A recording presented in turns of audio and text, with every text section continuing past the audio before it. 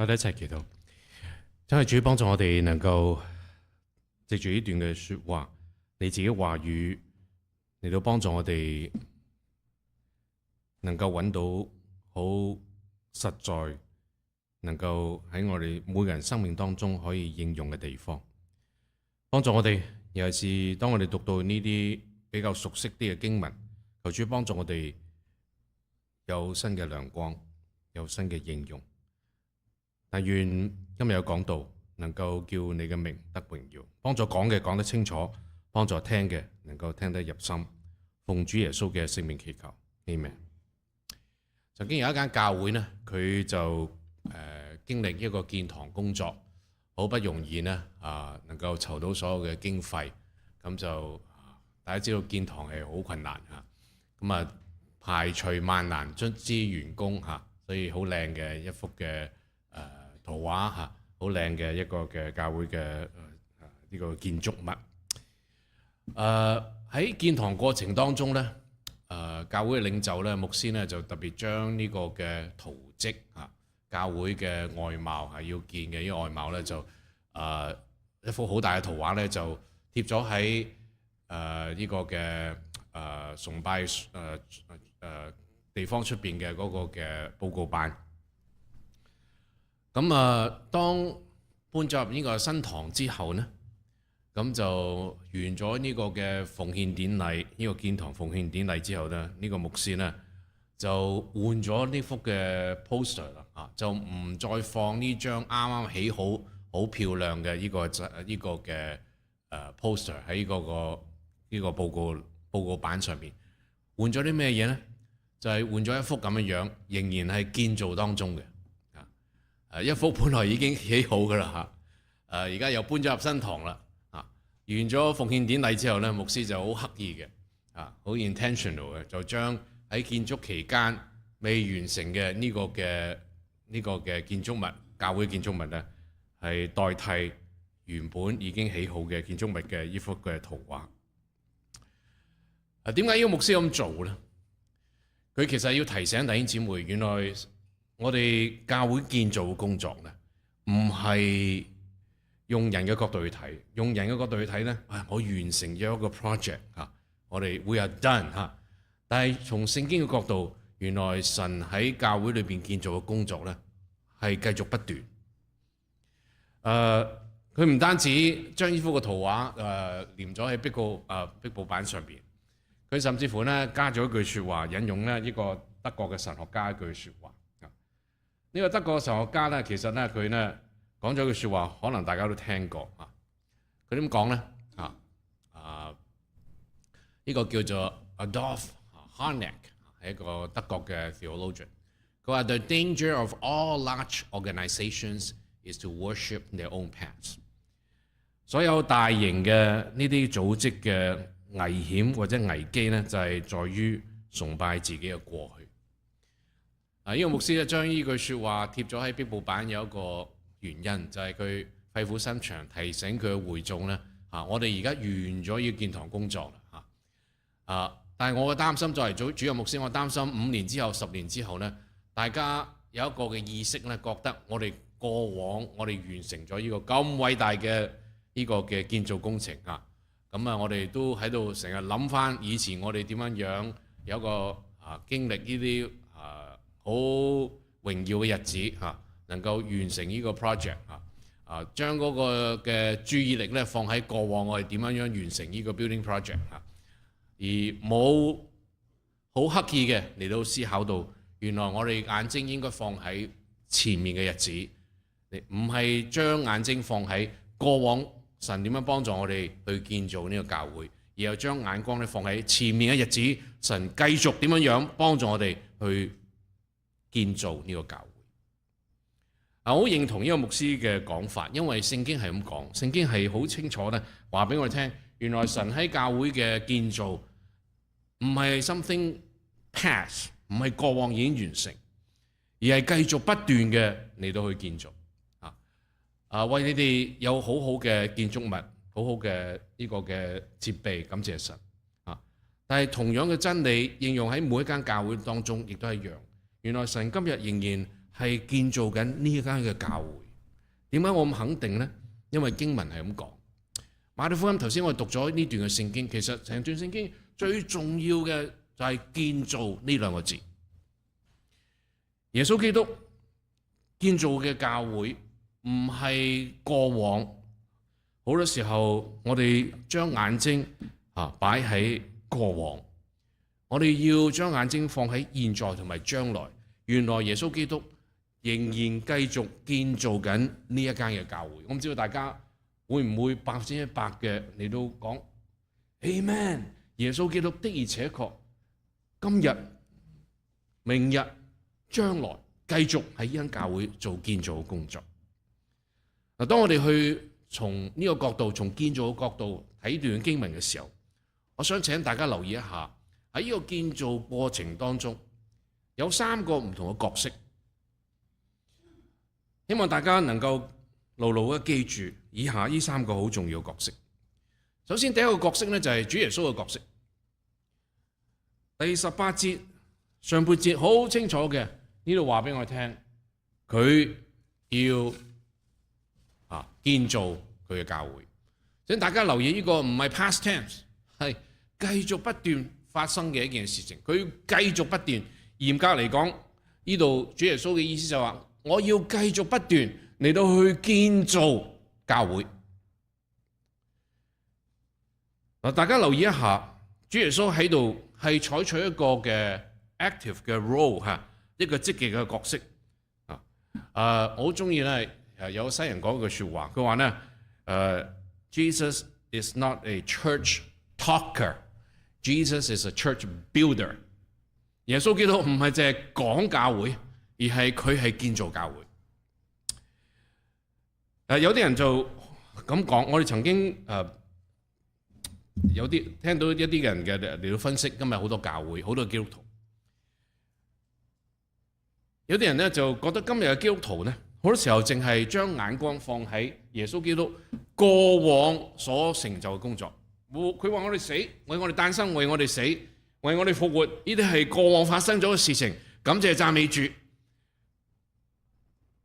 我哋基督徒的而且確俾人哋 label 咧，好多時候我哋將眼睛放喺過往耶穌基督嘅工作，而忽略咗今日同埋將來未來耶穌基督所做嘅嘢。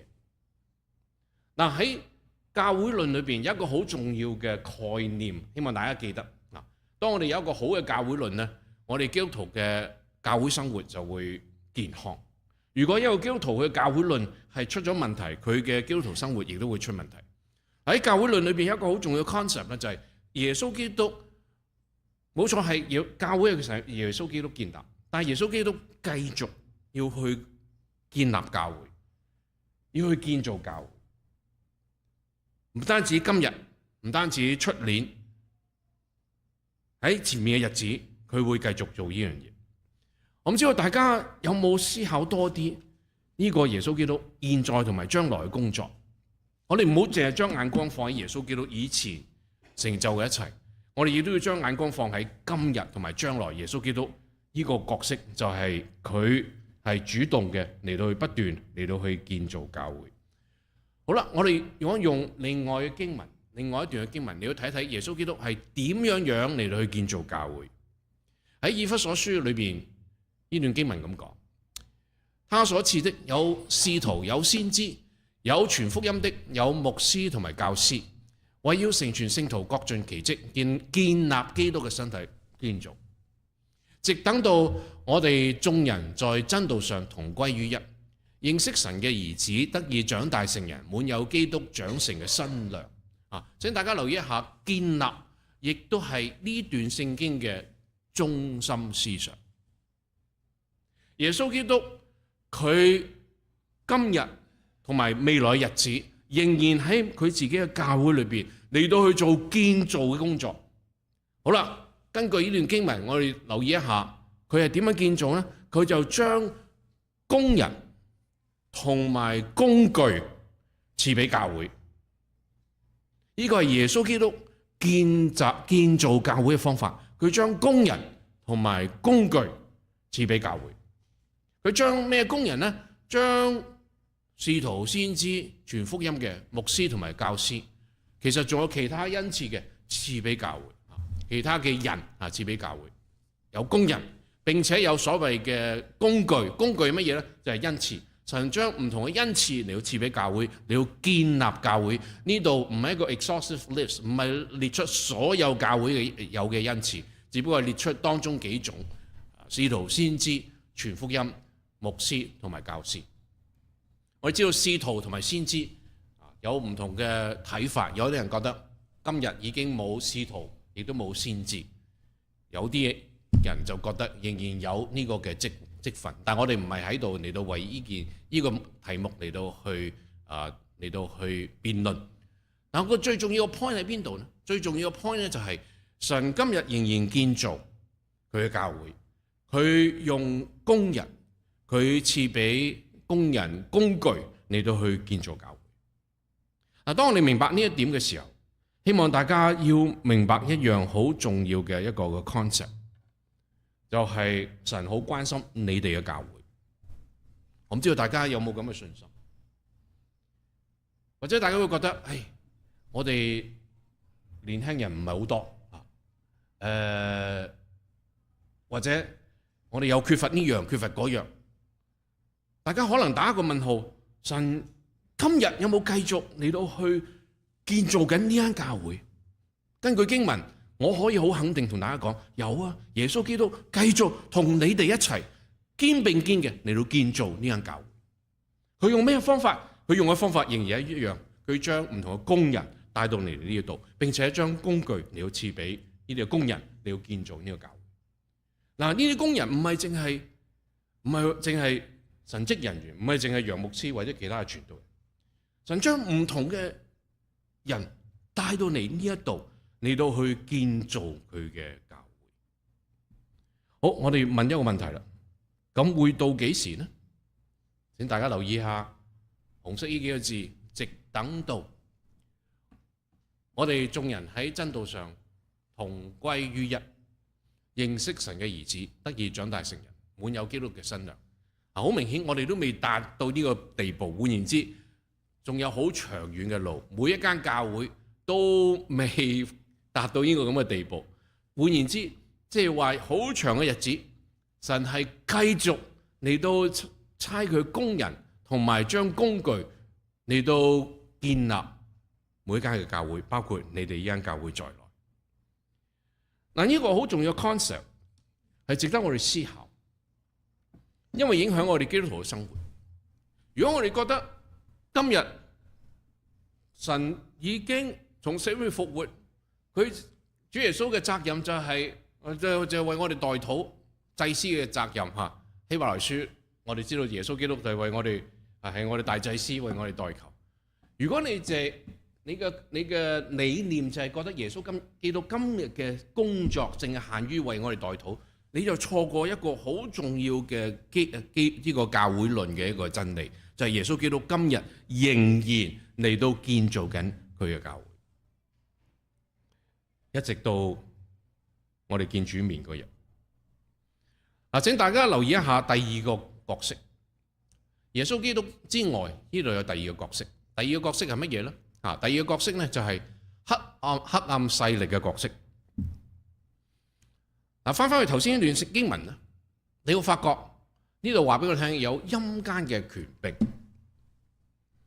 權柄原文翻譯做門，所以好多英文嘅翻譯做 Gates of Hell， 陰間嘅門。陰間嘅門Gates of Hell 眾數。其實一啲嘅學者嚟到提醒我哋，呢個 Gates of Hell 呢，其實就係一個比喻，係一個 figure of speech 係用嚟描寫撒旦同埋佢嘅呢啲嘅手下，佢啲嘅同黨呢啲嘅手下，就好比今日我哋用 Hollywood 呢個字去形容羅省呢個嘅電影行業一樣。所以一諗到你同猶太人講 Gates of Hell 陰間嘅門，就會諗起撒旦同埋佢啲嘅手下。好明顯咧，喺呢段嘅經文裏邊，我哋唔能夠唔注意魔鬼嘅角色。魔鬼係有佢嘅角色喺呢個建造工程裏邊。耶穌基督不斷嘅嚟到去建造教會，但係魔鬼唔係翹埋手乜都唔理，唔係啊，佢有甚至乎權柄。中文將佢翻譯做好多嘅版本，將呢個嘅門翻譯做權柄，呢個陰間裏邊嘅權柄，佢有呢個權柄嚟到去破壞、攪擾神嘅建造工作。其實喺舊約裏邊，呢個唔係一個新嘅一個嘅觀念。大家記得尼希米記，當佢為神建造嘅時候，有好多嘅魔鬼嘅破壞。其實魔鬼呢啲嘅詭計其實昨日今日直到永遠，魔鬼啲詭計都係離唔開呢啲嘅方法。今日耶穌基督不斷嘅去建造教會，另外一方面，魔鬼亦都扮演一個角色，不斷嘅嚟到去搞破壞。如果大家從呢個角度嚟到睇嘅時候，我希望大家嚟到留意一下魔鬼佢點樣去破壞教會。我覺得最好呢一個方法呢，就係睇哥林多前後書，因為你睇哥林多前後書，你就會可以睇到一張嘅清單，魔鬼係點樣喺昔日、今日同埋前面嘅日子嚟到破壞神嘅教會。你留意一下經文，我就將喺哥林多前書裏面嘅經文咧列晒出嚟，就講到魔鬼搞嘅破壞，帶嚟分裂啦。可以為一啲好少嘅事情，你要帶嚟教會嘅分裂。呢個禮拜先有一間教會嘅領袖同我傾，佢哋好難過，就係因為建堂嘅工作有成差唔多80幾人咧離開咗教會。呢間教會受到好大嘅傷害，分裂。唔單止咁樣，去到哥林多前書第2章。講到呢有肉體嘅情慾，魔鬼用肉體嘅情慾喺教會裏邊搞破壞，傲慢自大 arrogance。教會裏邊魔鬼亦都好識得，你要用好多方法叫人放大自己，睇低別人，放大自己。今日真係有啲咁嘅基督徒，好 arrogance。某某人講到啊，我就唔去啦。如果我中意嗰個人講到，我就去。好多好普遍呢啲問題，就係我哋裏邊有啲嘅驕傲，我哋覺得自己了不起，我哋係俾人優勝，我哋踩低其他人。唔單止咁樣唔尊重上帝揀選嘅領袖。聖經裏面好清楚話俾佢聽。神嘅僕人係神所揀選，但係魔鬼就係用呢個方法嚟到煽動今日好多教會嘅基督徒唔好尊重神所揀選嘅僕人。你有咩了不起？有咩了不起啫？你係牧師，你讀過神學，我都讀過神學。你識上網查資料，我都識上網查資料。你識帶查經，我都識啊。你有咩了不起？今日真係有啲咁嘅基督徒，佢哋唔明白原來魔鬼喺度搞破壞，嚟到分化今日基督徒好多嘅教會，唔尊重神所揀選嘅領袖。另外，唔遵從或者係唔遵從神嘅教訓，做一啲不道德嘅行為。我哋今日教會裏邊好多時候屢見一班好多唔道德嘅罪。有啲係收收埋埋，有啲神好奇妙嘅人嚟到揭發。唔單止咁樣，我再睇哥林多前書，除咗1、2、3、4、5章繼續睇落去嘅時候，你會發覺仲有陸續有來 dispute 爭吵，為一啲唔同嘅角度、唔同嘅立場，大家鬧到好唔高興。喺橙縣有一間好大嘅華人教會，最近鬧到好唔開心。點解呢？就係因為憲章嘅修改，教會分成兩批嘅人，兩批人嘅當中嘅領袖都嚟揾我傾偈，希望我做一個中間人。我幫唔到你哋，因為你哋一啲好根本嘅嘢，大家都唔去處理。你哋要明白一樣嘢，你哋呢啲爭執、呢啲嘅爭吵，你要問一個問題：點解會有啲咁嘅爭吵？你本來唔係好同心嘅咩？點解會為一啲改一啲嘅字句嚟到鬧到今日咁唔開心嘅地步？魔鬼唔單止咁樣，intolerance of other believers， 我哋會對其他嘅信徒唔寬容。主耶穌都饒恕，我哋可以 hold 啲 grudges 唔饒恕。喺教會裏邊，我哋都睇到呢啲咁嘅例子。唔單止咁樣，並且係挑戰屬靈嘅權威。主耶穌俾教會有權威，有呢個權柄，但係今日有啲嘅基督徒，佢哋係反權柄，唔中意聽，唔中意順從神嘅吩咐。我太太呢個禮拜就好頭痛，因為有兩隻嘅羊喺度唔聽牧師嘅勸告，嚟到挑戰教會嘅決定，覺得你哋做嘅決定冇我做嘅決定咁好，你哋諗都諗得唔清楚。好多咁嘅例子，唔單止咁樣。我仲記得有一次，我幫助嗰陣時，我仲係未離開牧職，喺牧養羅山一浸嘅時候，有一次呢，有個弟兄佢犯咗罪，我就同佢坐低，我話：弟兄啊，你而家犯咗婚前性行為嘅罪，你要處理。我作為牧者，我唔能夠唔講。佢嗰個傲慢嘅態度，佢話：你係咩啊？你憑咩權嚟到去干涉我嘅私人生活 ？Challenge spiritual authority。今日魔鬼就係用呢啲咁嘅方法，唔單止咁樣偶像崇拜，未至於用木頭做一個偶像，但係咧，我哋亦都知道魔鬼今日喺教會裏邊用林林總總唔同嘅方法，讓人去諗一啲嘅嘢，一啲嘅方法，一啲嘅人物，崇拜一啲人物，係取代咗上帝嘅地位，或者做事嘅方法，或者一啲嘅事工一啲甚至乎教會嘅領袖將佢咧封為神，成為佢哋心中嘅偶像。唔單止係咁樣，仲有自我為中心，魔鬼好識用呢招，叫教會裏邊好多嘅信徒自我為中心，唔係諗人哋。聖經話俾我哋聽，我哋要諗人哋，我哋要 consider 去為別人着想。但係今日好多基督徒係自我為中心。呢個 list 未完嘅喎，6章、8章、9章、10章，繼續落去仲有第13章話俾我哋聽，疏忽愛心，有愛章嚇。我哋高舉好多恩賜，但係愛章裏邊，大家記得，如果我哋有好多恩賜，缺少咗愛，呢啲就係等於空虛。但係魔鬼仍然用呢一招嚟到讓呢啲基督徒被誤導，以為我哋高舉好多人嘅才華恩賜，冇咗愛心 is OK。魔鬼嘅工作。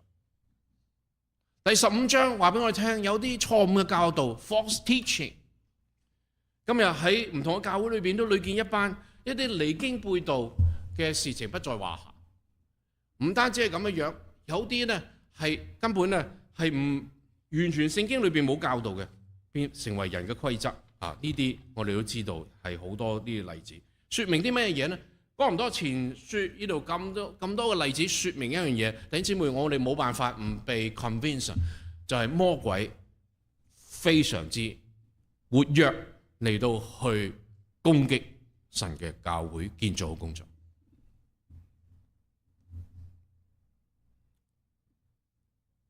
呢個係魔鬼呢個黑暗勢力喺建造神教會嘅角色。我睇睇第三個角色。第三個角色就係基督徒嘅角色。喺呢個建造嘅過程裏邊，我哋唔好淨係將眼睛放喺頭嗰兩個。原來基督徒亦都要扮呢個角色。我睇睇第19節。19節咁講，我話我要把天國嘅鑰匙給你單數，凡你單數，在地上所捆綁嘅，在天上也要捆綁。我哋好熟悉呢段嘅聖經啊！請大家留意一下呢個單數，呢天主教徒呢就覺得哇，因為係單數同彼得講，所以呢神呢度係神嘅建造教會，淨係叫彼得去參與，其他啲人呢唔需要參與。佢哋覺得呢度係講彼得啊，但係咁樣解經呢，我哋發覺我哋只係睇一部分，我要睇大圖畫。大圖畫話俾我聽，呢度神唔係淨係向彼得講啊，因為平衡嘅經文，你留意一下馬太福音唔係呢度16章係個單數你呢個係彼得，但係平衡嘅經文去到18章，留意一下變成你們。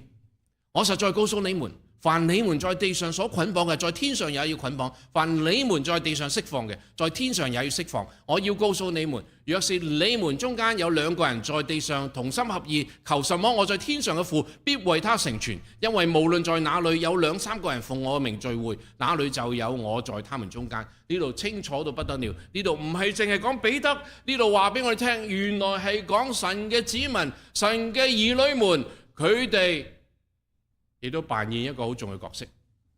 扮演啲咩角色呢？就係祈禱。嗱，我哋翻嚟呢段聖經，我哋知道呢個我唔係淨講彼得。弟兄姊妹，你有冇發覺一樣嘢？祈禱喺教會裏邊係好難推動，好多弟兄姊妹好願意參加唔同嘅侍奉。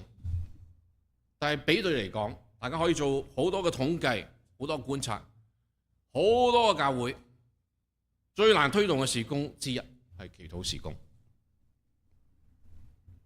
因為魔鬼真係好多詭計，其中一個佢真係好多時候好落力去做嘅係乜嘢？係蒙蔽住我哋眼睛，以致我哋睇唔到原來建造神嘅教會，我哋扮演一個好重要角色，就係祈禱嘅角色。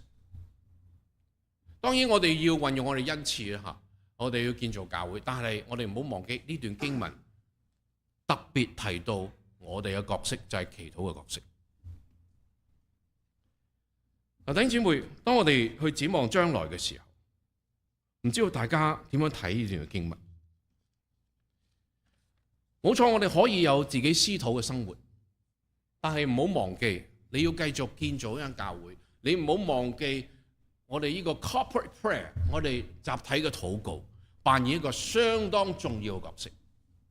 因為呢度俾我哋應許就係，當我哋喺主裏邊同心禱告嘅時候，我哋地上邊捆綁嘅，天上邊亦都要捆綁；地上面所釋放嘅，天上邊亦都要釋放。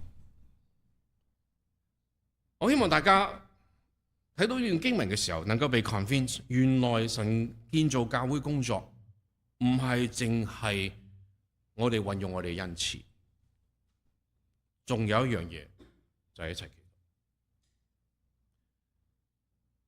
弟兄姊妹，我想用多啲嘅時間同大家講呢啲見證，有說明呢個真理嘅重要。我記得我有機會去到一個共產嘅國家做培訓工作，咁啊認識當地一個農夫。呢個農夫呢，佢好愛主，佢同我分享一個嘅故事，係佢自己嘅經歷。喺佢一條農村裏邊，陸陸續續有越嚟越多人信主。佢祈禱，佢話：主啊，我可以為你做啲咩嘢？神就感動佢，你可以為我起一個嘅聚會嘅地方，成為禮拜堂，以致你嘅人可以一齊嚟到呢個建築物一齊敬拜。於是乎，長話短說，佢就將佢自己嘅積蓄買咗好多物資，請咗好多工人，就起咗呢個嘅聚會嘅地方，可以容納好多嘅弟兄姊妹嚟到一齊去聚會。當佢哋因為佢哋係一個地下教會，當佢哋咁做嘅時候，冇幾耐就被發現，於是乎呢就面對好多嘅逼迫，呢啲嘅政府咧，就諗咗一樣嘢，唔好做得咁揚啦嚇。我哋要刪咗佢呢間教會嚇，但係我哋唔好做得咁揚嚇，好似我哋唔俾人宗教自由咁嚇。於是乎即當地嘅呢個嘅嗰個市政府咧，就諗咗一樣嘢咧，係點樣剷除呢間教會，就諗住咧係放啲炸藥炸毀咗呢間教會，真係炸藥嚇，唔係睇呢個電影嚇，真係炸藥嚇。好啦，於是乎咧，佢哋真係度過諗過嚇，咁就要炸咗呢個建築物，嘭真係炸，但係點知 miscalculation 計錯數，冇諗到啲炸藥啲威力，搞錯咗地點啊！炸嘅地方嘅地點啊，所以搞錯咗，結果係鄰居好多間屋咧被炸毀，呢間教會冇事。於是乎再嚟第二次啦，今次計準啲啦，計準啲。於是乎今次再炸嘅時候咧，教會嘅建築物冇事，只不過係教會建築物嘅玻璃窗炸爛晒。於是乎咧就覺得，呢招都唔得㗎啦。於是乎係用啲咩招咧？我哋要逼宮盤問，於是乎咧就揾咗呢個嘅農夫，你聽日要嚟呢個我哋呢個警察辦事處你到時一定要嚟到我哋呢度，我哋要盤問你一啲嘅嘢，其實要入佢罪，要拉佢，要鎖佢。好，第二日朝頭早嚟啦，咁發覺一望出去，呢個農夫就聽話啦諗住坐監就坐監啦，於是乎諗住就去呢個警察局點知一睇出邊嘅窗，出邊天氣落大雪，落得係好大嘅雪，以至咧佢踩嘅單車係行唔到。於是乎咧，佢哋打電話去呢個嘅呢個警察部門話：你要今日原本要我嚟去報到受你哋嘅盤問，但我嚟唔到，而家大風雪嚟唔到但係我有一個教會有另一個朋友咧佢住得喺警察局咧係好近嘅，所以咧我就請佢代替我嚟 O 唔 OK 咁就對方就話 OK， 於是乎咧佢委派嘅呢個人去到警察局代替佢出席呢個盤問嘅工作。盤問嘅時候其實就要入罪啦，要釘死呢間教會其實喺盤問嘅時候就問咗一段嘅時間，然後就可以讓呢個人咧翻去佢屋企。之後冇幾耐，呢個農夫收到個電話，警察局打嚟，就係第一句説話就係你點解唔早啲講？咩意思咧？你叫呢個朋友代替你嚟接受盤問，你呢個朋友原來係同我嘅上司係有親戚關係因為咁嘅緣故冇所謂啦我唔追究啦。你雖然你哋教會未被註冊，我就打個印嚟到讓你哋係能夠從呢個嘅法律嘅眼光嚟睇係合格嘅，可以喺度聚會。就咁，呢間教會係地下教會，竟然有警察局打嘅人可以合法聚會。點解有啲咁奇妙事情發生？就因為一班嘅基督徒祈禱。當佢哋知道呢個嘅呢啲嘅政府部門真係諗一啲嘅詭計要剷除佢哋嘅時候，佢哋祈禱。當聽到呢啲鄰居有啲屋被炸毀嘅時候，佢哋嘅建築物被保留，係神奇妙作為。佢哋祈禱，感謝，繼續祈禱神嘅保護。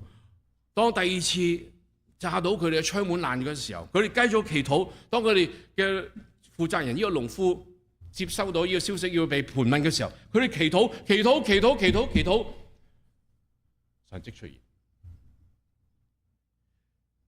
雖然呢啲嘅唔會發生喺我哋美國，因為我哋美國比對上仍然有宗教嘅自由，但係嗰個 principle 係唔變嘅。弟兄姊妹，魔鬼係不斷用唔同嘅方法嚟到去 intimidate 我哋，叫我哋懼怕，叫我哋縮沙，叫我哋退後。但係我哋要唔好忘記，繼續扮演我哋建造嘅工作，就係祈禱。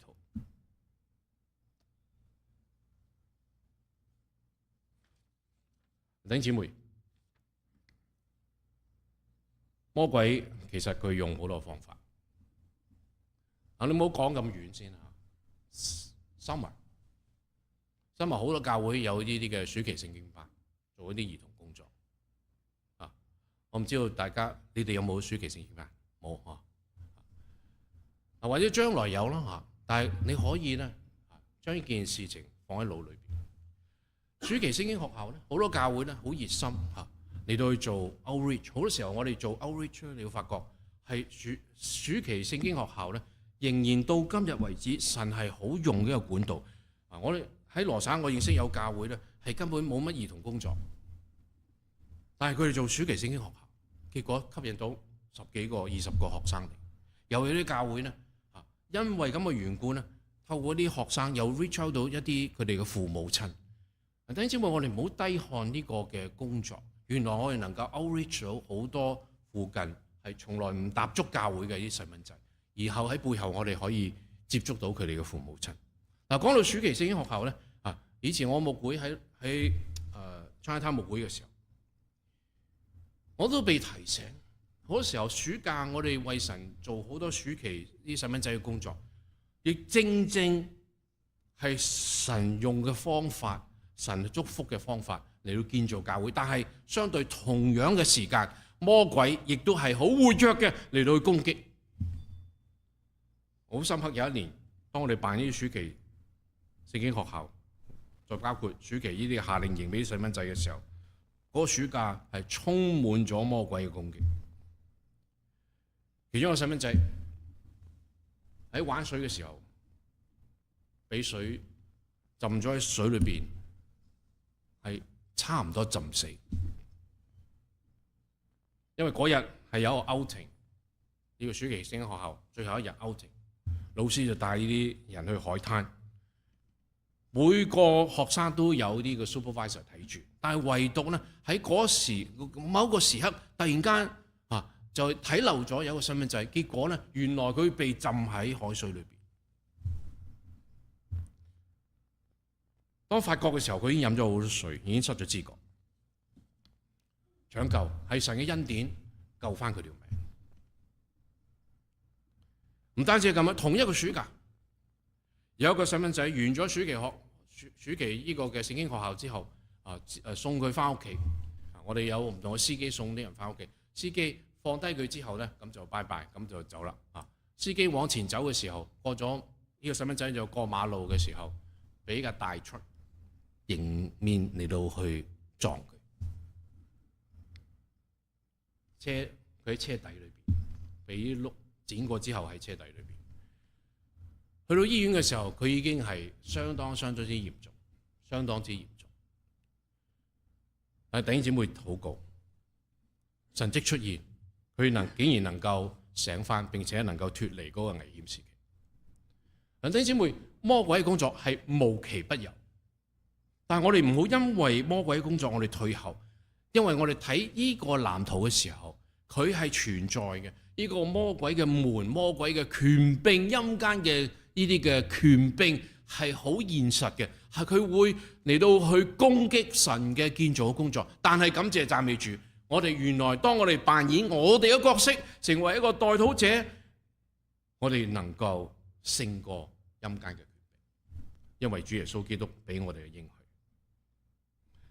許。弟兄姊妹，希望我哋能夠記得，原來我哋一齊嘅代禱，為教會嘅代禱，喺神嘅建造教會裏邊扮演一個好重要角色。過往你可能聽過祈禱嘅重要，我記得我有一次喺度講道都講集體祈禱。但我今日想從唔同嘅角度，你好再講祈禱。你可唔可以從神建造教會嘅角度，你要再一次去思考同其他弟兄姊妹集體祈禱嘅重要性？為而家為將來，神喺呢間教會嘅建造，你要祈禱。你可以好實在，我舉個例子，唔單止要為呢啲嘅細蚊仔嘅 outreach 嘅工作祈禱，你亦都可以咧嚟到翻去呢段嘅聖經啊，我哋可以咧嘗試下咧嚟到翻呢段聖經啦，有一個嘅以弗所書第4章，成為我哋祈禱嘅內容啦。我哋求神將唔同恩賜嘅人，我哋頭先講神建造係需要工人同埋工具，我哋就祈禱求神將唔同嘅工人帶到嚟呢間教會裏邊，唔係淨係傳道人啦，弟兄姊妹，我再強調，教會唔係淨係傳道人，我哋要祈求神將工人同埋工具帶到嚟呢間教會往前繼續建造嘅時候，唔係淨係限於傳道人，傳道人能夠做嘅好有限，大部分嘅事情係需要弟兄姊妹一齊同傳道人一齊同心去建造呢個教會。因為咁嘅緣故，我哋可唔可以將呢度化為我哋嘅祈禱事項？弟兄姊妹，當你有小組聚會嘅時候，你有團契聚會嘅時候，大家用一啲嘅時間一齊去祈禱，為教會所需要嘅呢啲唔同恩賜嘅人，求神帶到嚟呢間教會裏邊，能夠建造呢個教會。譬如你話你哋冇細蚊仔嘅呢個嘅 VBS 夏令營。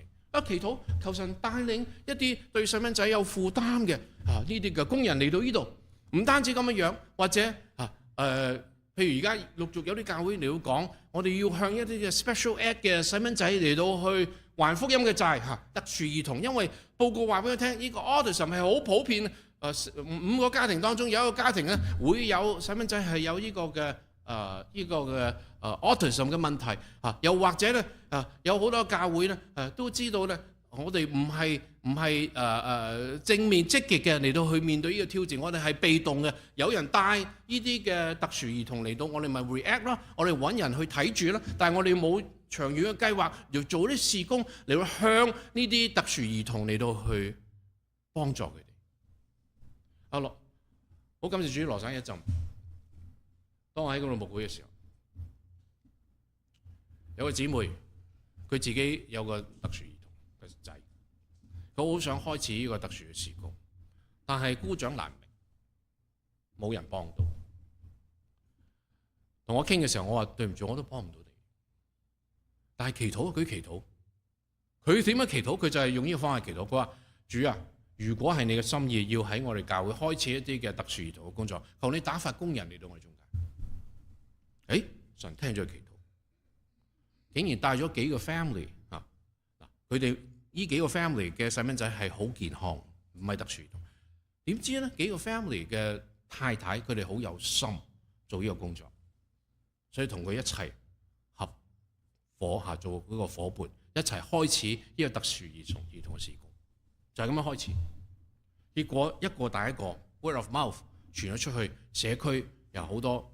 中國人啲家庭咧係 shame base 嘅 family 唔敢講但係知道教會有呢個事工嘅時候，願意帶呢啲特殊兒童嘅細蚊仔，而到而家差唔多18、19個呢啲嘅特殊兒童，每個禮拜嚟到教會。我覺得最感謝神係乜嘢？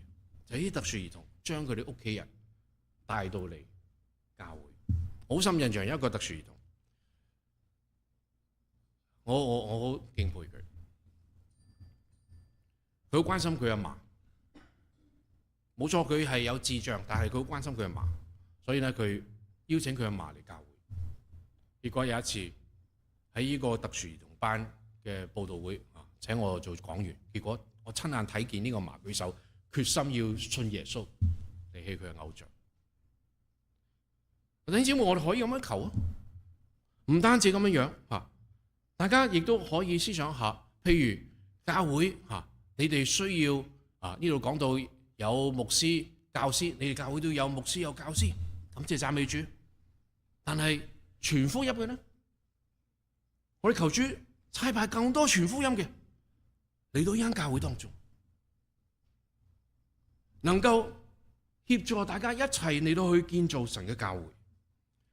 好感恩，啱啱呢個6月份我要喺台灣、香港教書遇到啲學生。我好受感動，因為我啲學生都係在職人士，都係專業人士，佢哋唔係冇神嘅 calling 做全職嘅傳道人。有幾個學生我真係好受感動。學生 A， 佢同我講佢個喺台灣咧係一個公立學校嘅老師。佢話：牧師啊，我有一個感動，最近神俾我感動就係向台灣公立學校嘅中學教老師傳福音。因為唔講唔知，原來台灣好多中學嘅老師面對好多嘅壓力，好多自殺嘅中學老師，所以佢同埋幾個弟兄姊妹有一個心，開始一個小組 reach out to 台灣政府裏邊嘅公立學校嘅老師，佢哋開始一個小組。有人嚟個小組，有人信主，又有一個同學同幾個同學有一個負擔，向外勞嚟到傳福音。原來喺台灣越嚟越多外勞，香港有好多啦，台灣仲多嚟自印尼、嚟自東南亞，嚟到好巴基斯坦，向佢哋傳福音。結果又開始一個事工小組，向佢哋傳福音。唔單止咁樣，更加感恩，有9個學生，我覺得係我嘅榮幸。有9個嘅學生，佢話黃老師，讓你知道一件事，神感動我哋9個同學一齊同主任牧師嘅指揮底下，我哋開拓一間新嘅教會。因為而家有一個機會，就喺一個大學嘅旁邊有一個地方可以俾我哋用，我哋直接可以向隔離嘅大學嚟到接觸，向佢哋傳福音。舊年11月啱啱開始。我今次去探望佢哋嘅時候，佢哋已經60幾人聚會。弟兄姊妹，你有冇發覺神真係喺唔同嘅地方，仍然佢運作係唔變嘅。佢要繼續不斷去建造佢嘅教會，並且佢會提供工人同埋工具。我哋嘅責任祈禱啊！我鼓勵各位弟兄姊妹，真係唔好低估你祈禱嘅責任。我又補充多個故事。就喺香港有一個學生，佢係菲律賓菲傭，我哋叫菲傭姐姐啊。點解會成為我學生？點解咧？因為佢嘅教會一直喺度祈禱，希望咧喺佢教會裏邊咧能夠有一啲菲傭外展福音嘅工作。結果神真係聽祈禱，結果呢個菲傭即係領受呢個異象相受呢啲神學嘅神學院嘅訓練。所以佢同埋另一位嘅菲傭姐姐兩個都成為我學生。更加感恩係乜嘢？佢哋開始嚟到向呢啲嘅菲傭朋友傳福音。禮拜日你知道啦好多時候呢，無論喺中環啊或者係其他地方啊，天橋底見到好多啲菲傭好多機會佢哋去向佢哋傳福音，結果帶咗唔少人信主。所以喺佢哋教會裏邊咧，從佢哋2個人開始，已經幾十個菲傭去到教會聚會。神不斷了做教會建造工作，問題就係我哋要明白當中唔同嘅角色。耶穌基督嘅角色，佢不斷去做建造工作；魔鬼不斷去做攪擾、做破壞嘅工作。而我哋唔好忽略，我哋有一個工作，我哋要不斷嘅去禱告。我好相信，當弟兄姊妹堅守你嘅信念，盡你嘅本分，努力嘅扮演你嘅角色。我相信呢間教會5年之後不再一樣。我向大家挑戰，以前你有為教會祈禱，係聽到唔同嘅代禱事項，我哋為教會嘅弟兄姊妹祈禱。好，唔好停喺呢度，更加 intentional 為呢個教會需要工人，呢個教會所需要工具，外展嘅、傳福音嘅，或者其他嘅需要。你好祈禱，希望5年之後，我哋睇見嘅呢間嘅教會係不再一樣嘅教會，更多人歸向神，更多人成為主嘅門徒。我哋一齊祈禱。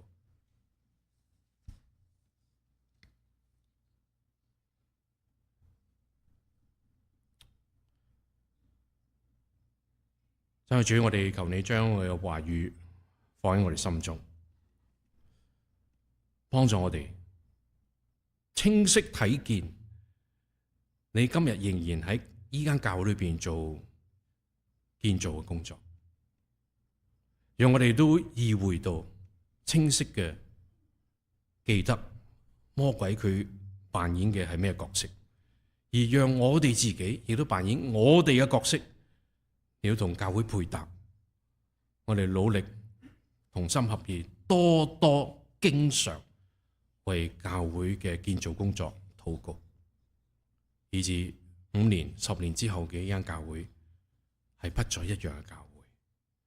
求你將你話語藏喺我哋心中，我哋咁嘅祈禱係奉主耶穌嘅聖名祈求，阿門。